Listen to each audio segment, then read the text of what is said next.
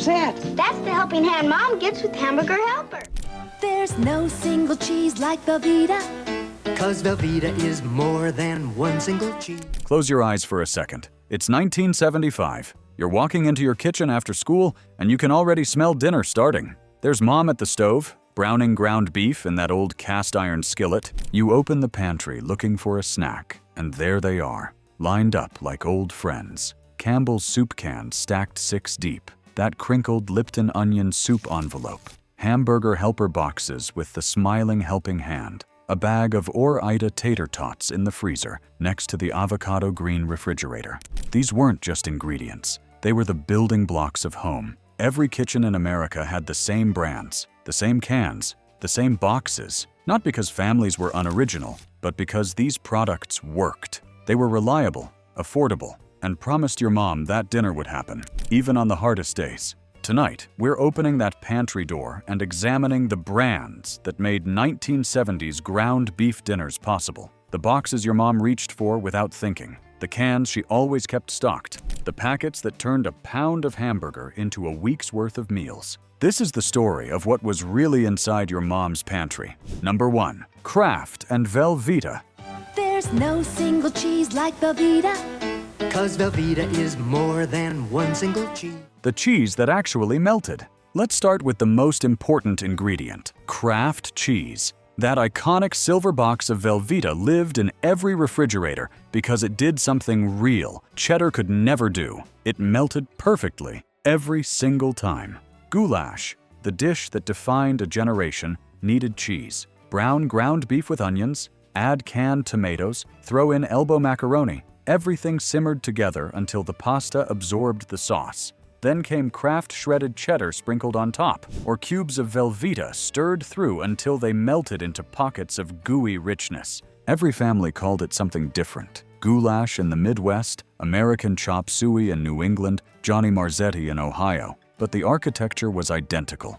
Ground beef, tomatoes, macaroni, and Kraft cheese, making it all come together. Velveeta wasn't legally cheese. It was pasteurized, prepared cheese product. But nobody cared. It turned into liquid gold with a melting point designed for casserole cooking. Real cheddar broke and separated. Velveeta delivered every time. And those Kraft singles? Individually wrapped orange squares that made every burger and meatloaf better.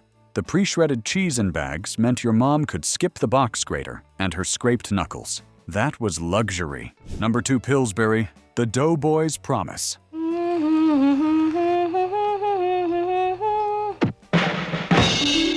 Nothing says lovin' like something from the oven, and Pillsbury says it best. Every kid knew the sound, that cardboard tube pulled from the fridge. Mom peeling the label, finding the seam. Thwack against the counter edge. Pop, 8 perfect biscuits ready to become dinner. Hamburger biscuit bake was Mom's secret weapon when she needed dinner to look fancy. Brown ground beef. Mix in cream of mushroom soup, spread it in a casserole dish. Tear those Pillsbury biscuits into quarters, arrange across the top. 25 minutes later, golden clouds of biscuit tops with gravy-soaked bottoms underneath. The beef and biscuit ring impressed at church potlucks. Biscuits arranged in a circle with seasoned beef in the center, baked until it looked like crown roast made from hamburger. 15 minutes of actual work. 1 Pillsbury tube. Dinner that looked like love. Number 3. Hamburger Helper, the helping hand. You need a hand. Hi. Who's that? That's the helping hand Mom gets with Hamburger Helper. Hamburger Helper helps her make a great meal. Before 1971, quick pasta and beef dinners meant 3 pans and 45 minutes. Then General Mills introduced Hamburger Helper, and that white glove mascot became a promise to working mothers everywhere. 5 fingers, 5 weeknight dinners. The original flavors were beef noodle, potato stroganoff, rice oriental, chili tomato, and hash. By 1975, cheeseburger macaroni ruled them all. 1 pound of ground beef, 1 box. Brown the beef. Add pasta from the box. Pour in milk and water. Tear open that foil packet of powdered cheese carefully, or it would explode everywhere. 15 minutes of simmering. Done. It didn't taste homemade. It didn't taste like restaurants. It tasted like Tuesday. It tasted like Mom being home by 6. It tasted like not eating frozen TV dinners again. 1 pan. Reliable. Consistent. The helping hand that actually helped. Number 4. Campbell's condensed soup, the casserole glue. You're like most homemakers I know. You've got a cupboard full of Campbell soup. And when you've got a cupboard full of Campbell soup... That red and white label wasn't just in your pantry. It was the pantry. Campbell's condensed soup was the glue that held 1970s cooking together. 3 soups ruled: cream of mushroom, cream of chicken, cream of celery. These weren't soups, they were binding agents. At 29 cents a can, cheaper than making gravy from scratch and foolproof. Hamburger gravy the easy way. Brown ground beef. Add cream of mushroom soup straight from the can. Add half a can of milk. Season with black pepper. 5 minutes of simmering over mashed potatoes or toast, and you had comfort food that defined the decade. Porcupine meatballs used Campbell's tomato soup. Mix ground beef with uncooked rice and form meatballs. Pour tomato soup thinned with water over them. As they simmered for 45 minutes, the rice absorbed liquid and pushed through the meat like tiny quills. Magic! Tater tot casserole, green bean casserole, every hot dish in Minnesota, all built on Campbell's foundation. The company knew it. Their recipe booklets weren't about soup. They were 101 uses for cream of mushroom. And soup wasn't one of them. If you're enjoying this nostalgic journey through your mom's pantry, hit that subscribe button and turn on notifications so you don't miss our next trip back in time. We've got decades of forgotten foods and forgotten brands to uncover together. Number 5. Lipton Onion Soup Mix, the secret weapon. Upon sampling a bite, they sensed this was no ordinary roast. It's been souped up with Lipton Onion Soup Mix. In the back of the kitchen drawer sat a crinkled paper envelope. Lipton Onion Soup Mix, your mom's secret weapon. Almost nobody made actual soup with it. Instead, this packet of dried onions, salt, MSG, and spices became universal seasoning for everything needing depth without skill. Salisbury steak was hamburger pretending to be fancy. Mix ground beef with breadcrumbs, egg, and half a Lipton packet. Form into oval patties, not round like burgers, oval like steaks. The shape mattered. Pan fry until crusty. Make gravy in the drippings with the other half of the packet. Plate it like real steak with mashed potatoes and canned green beans. Meatloaf got half a packet mixed in, eliminating chopped onions, measured salt, any thinking about seasoning. Top with ketchup and brown sugar glaze. An hour later, the house smelled like home. That envelope delivered dignity when budgets couldn't afford luxury. Number 6. Tater Tots, frozen gold. Ore-Ida, America's favorite brand of frozen potatoes, because they taste good. In 1953, 2 Oregon brothers invented tater tots from leftover potato scraps. By the 1970s, that orange and brown Ore-Ida bag was worth more than the ground beef itself. Tater tot casserole, or hot dish in Minnesota, was pure architecture. Brown ground beef with onions, spread in a 9x13 Pyrex. Add cream of mushroom soup straight from the can. Arrange tater tots on top in perfect rows. Some moms did diagonal patterns. Others just spread them with their hands. 40 minutes at 350 degrees. The tops turned crispy and golden. The middles stayed tender, absorbing moisture from below. Shredded cheese on top in the final 10 minutes, because if you could add cheese, you added cheese. Breaking through that crunchy tot crust into creamy, savory filling underneath. That was love in casserole form. The Ore-Ida bag was a promise that dinner would work, every single time. Number 7. French's Fried Onions, the crunchy crown. The holidays aren't complete without a green bean casserole made with French's French fried onions. That tan canister with the red label lived in everyone's pantry for one reason: texture. French's French fried onions added crunch to everything that was otherwise soft and creamy. Green bean casserole made them famous. Canned green beans, cream of mushroom soup topped with French's fried onions. But ground beef casseroles used them too. Chipwreck casserole was pure 1970s chaos. Brown ground beef mixed with cream of chicken soup. The controversial part: an entire bag of crushed potato chips mixed throughout and on top. But smart cooks added French's fried onions to the topping for extra crunch and savory depth. The onions stayed crispy even after baking. Their coating protected them from going soggy. Every bite delivered textural contrast that made even the blandest casserole interesting.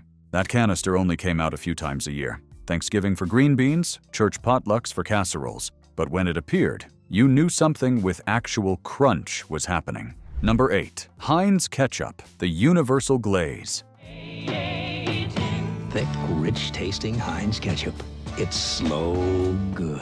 Heinz Ketchup wasn't just a condiment, it was a cooking ingredient that appeared in almost every ground beef recipe. Meatloaf glaze, ketchup mixed with brown sugar, spread on top before baking. As it cooked, it caramelized into a sweet tangy shell that made plain ground beef taste expensive. Sloppy Joes started with ketchup as the base. Brown ground beef with onions and green peppers. Add ketchup for sweetness, mustard for tang, Worcestershire for depth, brown sugar for extra sweetness, splash of vinegar to cut through richness. Simmer until thick. Spoon onto soft hamburger buns that immediately started falling apart. Napkins required. Goulash got ketchup when tomato sauce wasn't available. Cheaper and added sweetness that kids loved. Ketchup glazed meat patties were Salisbury steak's simpler cousin. Form patties, brush with ketchup mixed with brown sugar and vinegar. The glaze built up layers during cooking, creating mahogany coating that looked sophisticated despite costing almost nothing.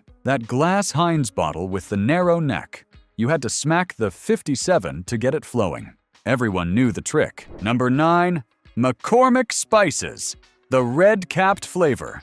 Every 1970s kitchen had the same spice rack with those distinctive red caps. McCormick tins of garlic powder, onion powder, black pepper, Italian seasoning, some dating back to 1968 and still being used in 1978. Garlic powder was essential because fresh garlic was exotic in most suburbs. Every ground beef recipe got a generous shake. Hamburger gravy, goulash, meat sauce, casseroles. It provided consistent garlic flavor without the work of peeling and mincing. Italian seasoning, that mysterious blend of oregano, basil, thyme, and rosemary, turned ordinary tomato beef sauce into Italian cooking. Add a tablespoon to goulash, and suddenly it was spaghetti sauce. Marketing genius.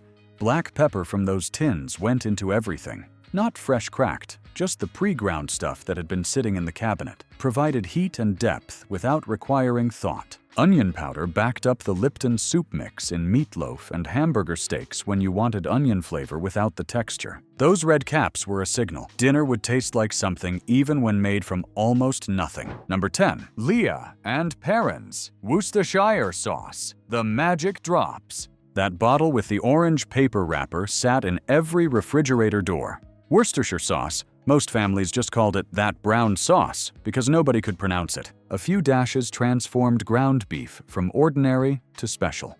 Salisbury steak got Worcestershire mixed into the meat and added to the gravy, providing umami depth that made cheap beef taste expensive. Sloppy Joes needed that brown sauce for complexity. The combination of ketchup, mustard, and Worcestershire created layers of flavor that were sweet, tangy, and savory all at once. Hamburger gravy got a tablespoon stirred in at the end, adding richness without requiring beef stock or wine. Meatloaf recipes called for a splash, never measured, just tipped over the mixing bowl until it looked right. That splash added color, moisture, and flavor complexity that breadcrumbs and eggs alone couldn't provide. The bottle lasted forever because you only use drops at a time. Some families had the same bottle for years, that paper wrapper getting greasy and wrinkled from refrigerator door handling.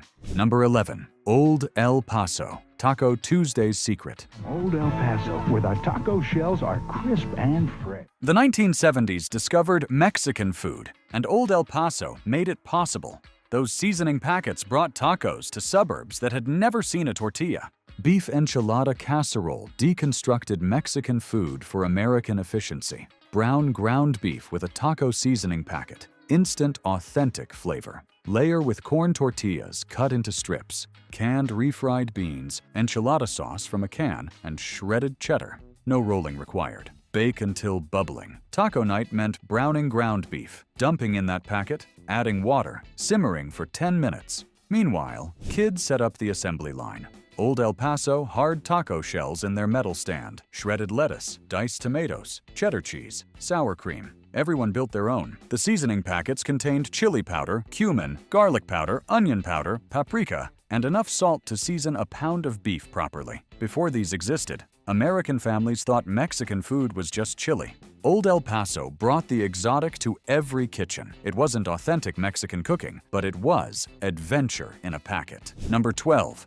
Jiffy Corn Muffin Mix, the 30-cent topping. That little blue box cost 30 cents and solved the eternal question: what goes on top of casserole? Tamale pie used Jiffy as the crowning glory. Brown ground beef with taco seasoning or chili powder, add corn and black olives, spread in a casserole dish. Mix up a box of Jiffy following package directions: 1 egg, 1/3 cup milk, stir. Pour the batter over the beef mixture.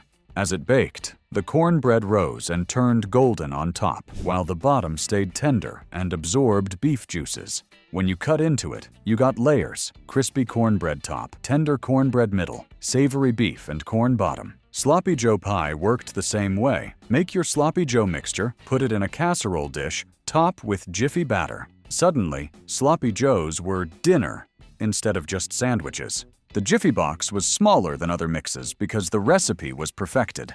No excess. 1 box, 1 egg, 1/3 cup milk. That's it. No options, no variations, no thinking required. At 30 cents, you could dress up any ground beef dish into something that looked like you'd been cooking all day.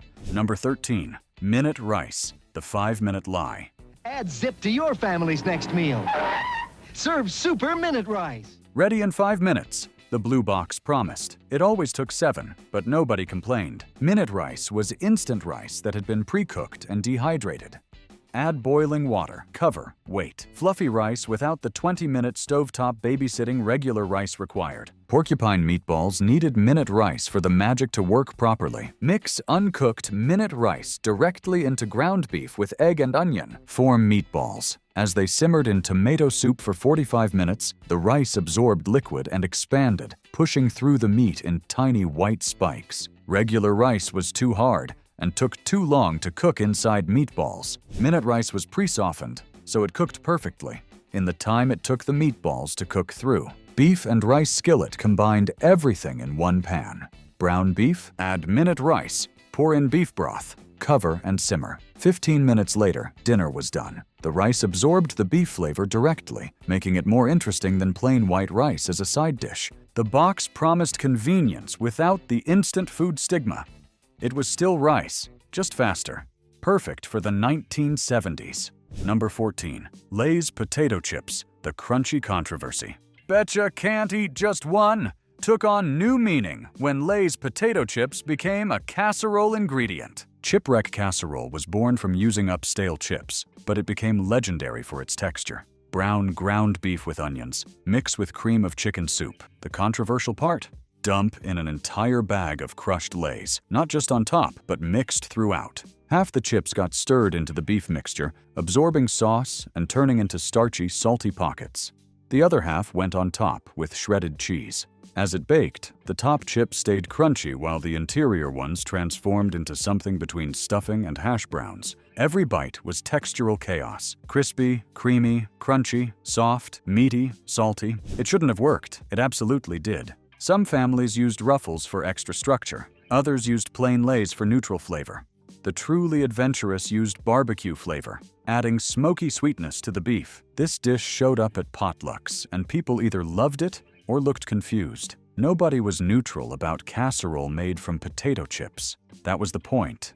So what was really inside your mom's pantry in the 1970s? Kraft Velveeta, Pillsbury biscuits, Hamburger Helper, Campbell's soup, Lipton Onion mix, or Ida Tater Tots, French's fried onions, Heinz Ketchup, McCormick Spices, Worcestershire sauce, Old El Paso seasoning, Jiffy mix, minute rice, and yes, even Lay's potato chips. But really, what was in that pantry was possibility. The possibility that your mom could work all day and still get dinner on the table. That a pound of ground beef could feed a family of 6. That even on the hardest days, there would be something warm waiting when you got home. These brands weren't just convenient. They were the safety net that kept families fed. Each one had a job. Campbell's bound everything together. Kraft made it cheesy. Lipton added depth. Or Ida provided crunch. Together, they transformed ground beef into comfort, into memory, into love. Your mom stood at that stove with a pound of hamburger and a pantry full of promises. She reached for these brands because they delivered every single time. No failures, no surprises, just reliable dinner when her family needed it most.